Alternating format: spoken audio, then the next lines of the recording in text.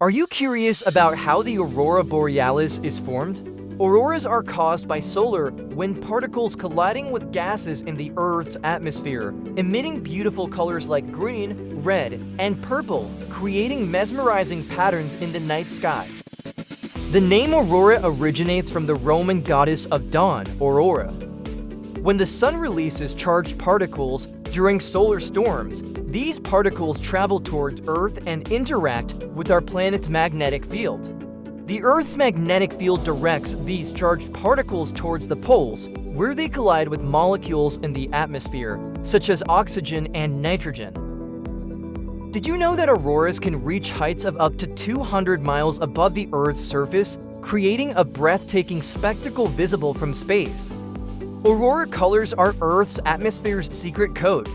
Green lights show high-altitude oxygen, red whispers of even greater heights, while faint blue or purple hints at hidden nitrogen and helium below.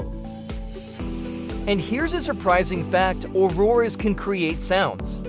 When charged particles hit the Earth's atmosphere, they can produce faint crackling or hissing noises known as auroral chorus, and it sounds like this.